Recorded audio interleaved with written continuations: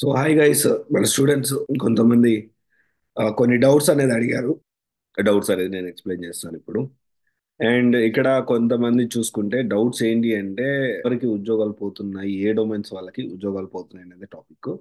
Already కొన్ని domains మీద ఉద్యోగాలు పోతున్నాయి పోవట్లేదు దాని మీద డిస్కషన్ అనేది జరిగింది. ఒకవేళ చూడకపోతే ఆ వీడియో చూడండి. ఏ డొమైన్స్ అనేది కొన్ని డొమైన్స్ నాకు తెలిసినంత వరకు ఇంకా టెర్మినేషన్ కొనసాగుతుంది.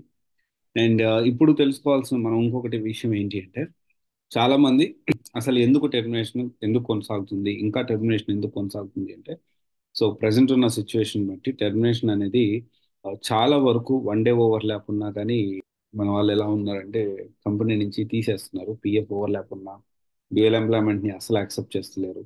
సో ఇలా కొన్ని అయితే ఇప్పుడు ఈ మధ్య చాలా ఎక్కువగా జరుగుతూ ఉన్నాయి.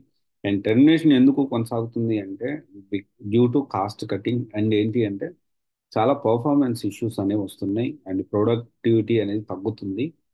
ఎక్కువగా వర్క్ లేని క్యాండిడేట్ ఉండడం వల్ల ఈ పర్ఫార్మెన్స్ ఇష్యూస్ వస్తున్నాయి అని చెప్పి వెతికి వెతికి కాస్ట్ కటింగ్ లో భాగంగా అండ్ ప్రాఫిట్స్ కూడా మార్జిన్స్ అనేవి లాస్ట్ ఇయర్ మొత్తం కూడా ఎలా ఉందంటే ఆ work from home so year మొత్తం ఆఫీస్కి రమ్మని చెప్పడం దీనివల్ల ఏంటి అంటే ఎక్స్పెండిచర్ అనేది పెరగడం వల్ల సో ఈ విధంగా ఆలోచించి చాలా వరకు టెర్మినేషన్ అనేది ఇంకా కొనసాగుతుంది. ఇంకొక రీజన్ వచ్చేసి టెర్మినేషన్ ఇంకా కంటిన్యూ అవ్వడానికి ఎక్కువ ఫేక్ ఎక్స్పీరియన్స్, జెన్యున్ ఎక్స్పీరియన్స్ కాకుండా ఫేక్ ఎక్స్పీరియన్స్ పెట్టడం ఇంకొక రీజన్.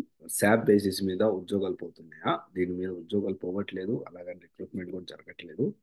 అండ్ సో ఎవరైతే నేమ్తో కొంచెం డౌట్ అడిగారో వాళ్ళకి మాత్రమే నేను రిప్లై ఇస్తున్నాను.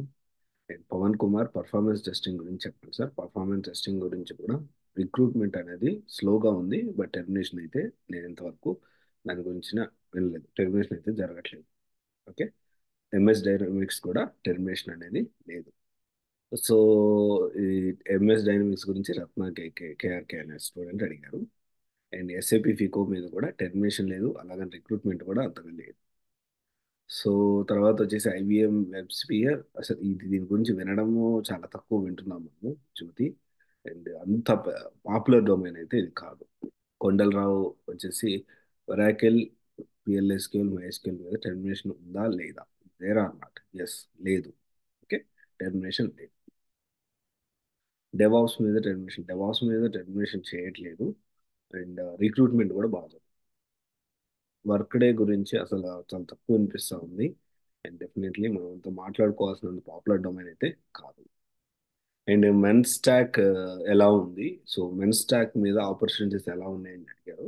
సో ఈ క్వశ్చన్ వచ్చేసి మనము ఇది రిలవెంట్ అయినా చెప్తున్నాను. మెన్ స్టాక్ మీద ఆపర్చునిటీస్ కొంచెం తక్కువ ఉన్నాయి. అండ్ సింధు శాప్ ఎండ్ యూజర్కి టెర్మినేషన్ ఉందా? No. And HR job vacancy కోసం ఎలా ట్రై, ఈ ప్రాసెస్ మనము సౌమ్య మనం చెప్పలేము. అండ్ వన్ వర్డ్లో ఈటీఎల్ టాలెంట్ మీద టెర్మినేషన్ అనేది జరుగుతుందా? I say no. Manual testing మీద అండ్ ఆటోమేషన్, మాన్యువల్ టెస్టింగ్ మీద టెర్మినేషన్ జరుగుతుంది, ఆటోమేషన్ మీద కాదు.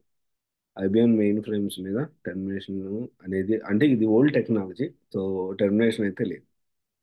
అండ్ దాని తర్వాత పవర్ బిఐ మీద good or bad? Yes, it is good ఇప్పుడున్న సిచ్యువేషన్ బట్టి. డేటా, ఇంకొకరు స్టూడెంట్ కొండలరావు, సో డేటాబేస్ మీద జాబ్స్ ఉన్నాయని అడిగారు. డేటాబేస్ మీద జాబ్స్ అనేవి లేవు. Automation testing is good, no termination. And Java full stack, no, absolutely no termination. And data analyst మీద no termination. So as of now అయితే ఇవి. ఇంకేమైనా మిస్ అయ్యి ఉంటే అవి కూడా నేను మళ్ళీ కూడా చేస్తాను. అండ్ టెర్మినేషన్ అంటే ఏ ఉద్యోగాల్లో టెర్మినేషన్ అయిపోతుంది, స్టూడెంట్స్ అడిగిన క్వశ్చన్స్ వాటి ఆన్సర్స్ అయితే చెప్పాను. కానీ ఎక్స్ప్లెనేషన్ ఏంటి అంటే మనం ఏ సూట్ సెలెక్ట్ చేసుకుంటే త్వరగా జాబ్ వస్తుంది అనేది బ్యాక్గ్రౌండ్ బట్టి నేను ఎక్స్ప్లెయిన్ చేయగలుగుతాను. Okay, thank you. This is Raj signing off.